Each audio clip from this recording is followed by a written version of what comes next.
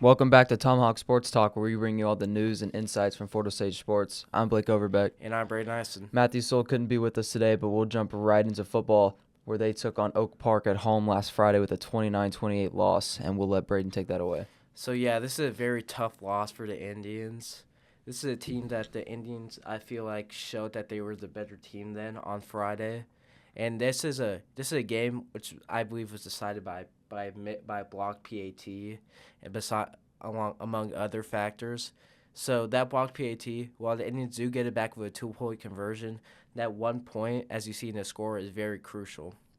But the Indians had all the opportunities to win this game. But so did the Oak Park. The Indians led 28-14 with about 8 minutes left. Then the Northmen drive down the field, get a touchdown and then go for two. And that's a very crucial part of the game since now it's 18-22. It's only 6 points instead of 7 points, which they would have to come back from. And I believe this is another key turning point of the game where the Northmen recover an onside kick, which a controversial call there is not putting Hans team out there. I mean, what do you think about that, Blake? I mean, I think, especially like we were talking about before, I think you can kind of know they're going for an onside kick there because they went for two and they want to make the game close. But, I mean, you can't really blame it on that one play because, I mean, you think the guys out there should be able to recover it anyways because didn't the kicker recover it? Yeah, the kicker did recover Yeah, it. and that makes it even worse. But, I mean, you can't blame it on one play because there's multiple times throughout the game, like you said, with the block PAT. But, I mean, it's just hard. That's a hard way to lose is them recovering one of those. But, I mean, you move on. Yeah. And it was also a long PAT they had to kick to even put themselves ahead. And also the thing with the onside kick is you could have said that they touched it before the 10 yards. It definitely looked a little close. Yeah, but I have a question for you. So, like, what is it like? This is like the first close game you guys have played all year, pretty much. Like, do you think that game will help you guys, or do you think you guys weren't ready for a close game? I think it will help. I think it will very much help. I mean, you see now, like, coaches will dial in more on what they need in these close games. Of course, I feel like offense had a really good game. Like, they only had to punt once or twice, while their defense now knows what they need to work on. I mean, for the offense, you see with highlights, Nico Burt had one crazy game for them. 9 rushes for 90 yards and a touchdown. I mean, that's spectacular. I mean, anyone that's been around the program knows that Nico can do stuff like that. He can run people over. He can be that power back that the Indians need to be the perfect complement to Trey Smith, who's more of an elusive guy. But the defense knows they need to kind of fix the Indians, fix their third down defense, as the Indians do outgain the Oak Park Northmen, but Oak Park goes 7 for 15 on third downs. When they have 15 third downs and they can convert nearly 50% of the time, that's not something you really look forward to. No, because sometimes that's going back to you can't really blame it on the one play because maybe you stop them one time there and then you get the ball back and score and it's a completely different game. But, yeah. Another possibly controversial call there is deciding to throw it instead of kicking the 53-yarder with Austin Sinclair. But I feel like that's a decision that you can't really blame at all. It's a coach's decision, and you know what? He thought he did what was best for his team, and that's perfectly fine. Yeah, and I would have been interested to see what Austin could do, because hasn't really been tested yet. I mean, I think he would have had a chance at it, but maybe not in that situation. I believe Austin does have the leg to it. It's just about keeping his mental composure with him, and I think that's a hard part. Yeah, same thing in soccer too. And then the Indians take on Ruskin, who's 0-5 this Friday for homecoming.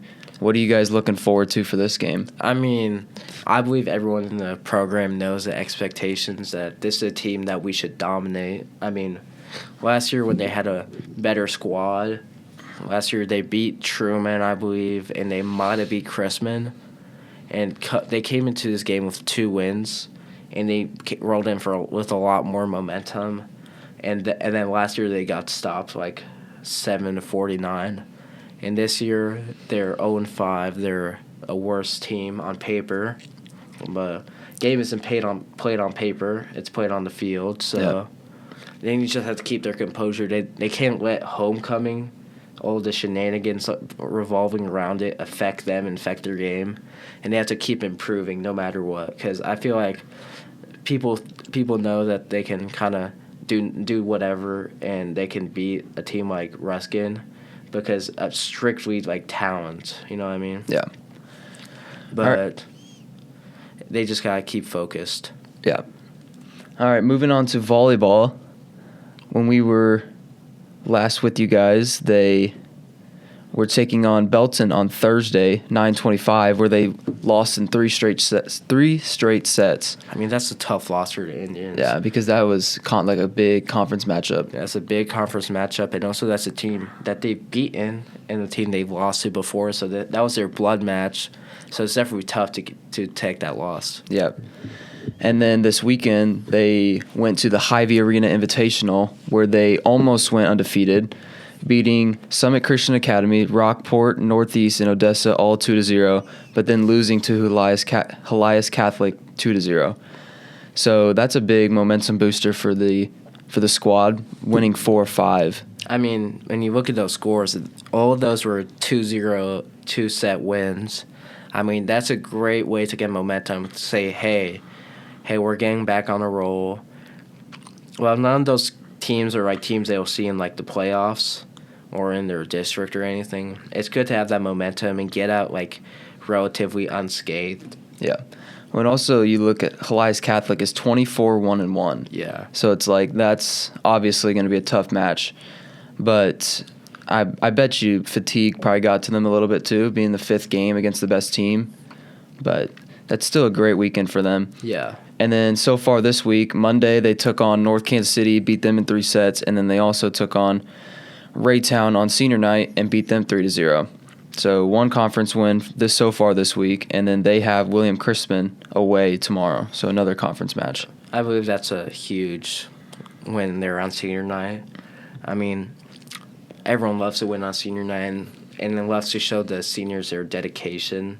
You know, that's what I believe is 6 seniors on the team, and I believe they've all given it their all to the program this year and however many years they played. So I think that's a very, very amazing for them. Yep. So boys soccer is next. So they played Raytown away, and I believe we covered the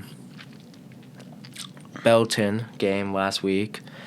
So Raytown away was a tough 1-0 loss. Can you talk us through it, Blake? Yeah, so we honestly expected to go to Raytown and win because their results were pretty weird. Like like Platte County beat them 5-1, and we dominated Platte County. So we rolled in there with a bad mindset, and that obviously got us. But I feel like we dominated possession the entire game. Raytown scored off a free kick outside of the box, which that's killed us 2 times, because that's how we lost to Belton, was a PK. And then later in the first half, there was a handball off the line that probably should have been a red card because it was obviously going in the goal. But the ref gave him a yellow. And then we had a PK, and somebody shanked it straight left. That certain someone was you, Blake. Yeah, it was me. So that was pretty bad. But you do redeem yourself later on. We'll get to that. We'll get to that. But then also in the second half, Fort was just dominating on top of them the entire time. Just constant pressure, and we hit the post multiple times. Austin with a few headers, Finn with a one-touch shot. So I mean, that game could have gone either way. It just sucks that that's the way it went. But luckily we get to play them again at home, so I think that game will be a lot different. Yeah, I think that'll be a great game. I mean, when you lose to a team, there's that added amount of I want to get back at them. I want to get that win back. There's more, and you like you said, you guys were kind of overlooking them because hey, they're Raytown. Hey, we played them in the Jamboree. We know we're better than them, and we know that we can beat them. But you can't have that complacency. Yeah. You know. Yeah.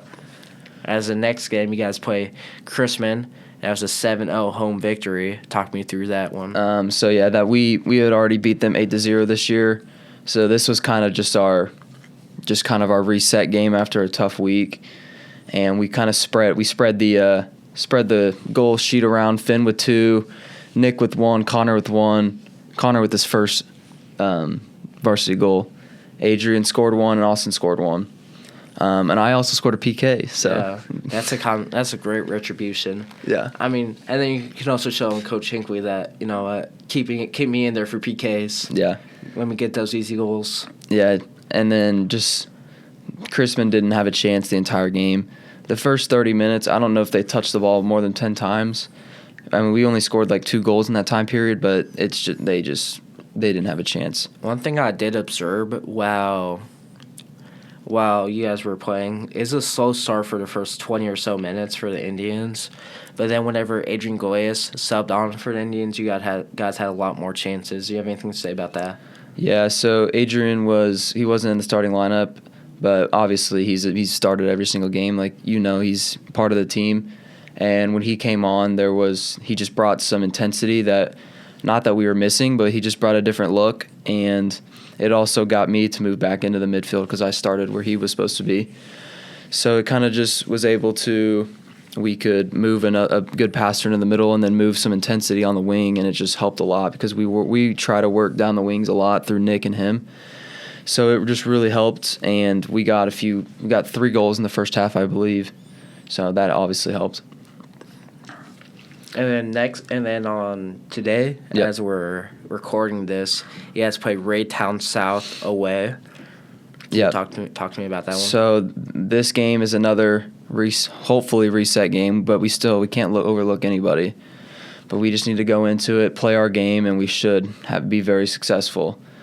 And then tomorrow's game, Thursday, we play Van Horn at home, who's top 25 in the state, 9-1. It's going to be a really tough game. It's really going to show the mindset behind our team and how our players react to some adversity, because it's going to be a tough game. There's really no other way to say it. Van Horn's a really good team. I think last year they beat us 6-2 or 6-1. So they did lose some seniors, but that doesn't take away the fact that they're still really good. And then also it's our 3rd game of the week, so there's going to be some fatigue there. But yeah, I mean, Van Horn always gives you guys a tough game, and you can catch that game on Huddle TV, I believe. So go out and support our Indians. Next, we have softball. So where did we end up on softball last week? I believe it was the Belton game getting rained out. Yep, and then they had Raytown on Thursday. They have Raytown away. They spread them 15-0. I mean, that's what you expect from Florida State against Raytown. I also believe that Harper Allen threw a perfect game in 5 innings. So, you know what? Whenever you need a win, just let Harper get on the bump. Yep. And then they have a tough showing at the September Slam, which is a tournament with a lot of big teams. They didn't face a single bad team all tournament, and I think that kind of showed with they went 0-5, but they faced Troy Buchanan, a very big St. Louis school, Kearney at 2-6, Rockbridge 112, which is another amazing school. Blue Springs 3-8 and Liberty North 111. Those are all great teams that are, perennial great softball teams. And even though that's a very unsuccessful weekend for them, I think playing those teams right now will help them going into districts, because you've seen some good pitchers, you've seen some good hitters, so you know what you're going to face, because us being the top class and everything but football, you're going to get a school like that in districts. There's just no way around it. So playing those teams is good for a good preview for later in the season. As Then they play Chrisman on Monday as a itch out a 5-2 victory. And then they play Grand Valley home and lose 2-9. So of course, they've had a tough run as of late, but it doesn't get much easier, honestly. They face Rockbridge, who they already lost to. They lose to Blue Spring South. I mean, they play Blue Spring South, not lose to. Hopefully, they do win that. They play Truman, Excelsior Springs, and that's all in these next 2 weeks. So, of course, softball. They have a great coaching staff, great players. I believe that they definitely have the potential to do things. As next, we have girls golf. Not a lot of news that we've been given, but girls golf had a match victory against Belton and Raytown at Eagles Landing about a week ago. Ava Adlar's a medalist, is the medalist with a 48, pretty good, and then not much else for my. Yeah, and then moving on to the last sport, we have girls tennis, who, since we were last here, the only match that they've had was at Ray Peck on Monday, and they took a 9-0 loss. But they will play Platte County today and then Platte County today, and then Belton tomorrow. So 2 important conference matchups that could get them back to 500 as a team. So looking forward to see the scores from there. Yeah. So I believe that is all. So thank you for tuning in to whatever week 4 of Tomahawk Sports Talk.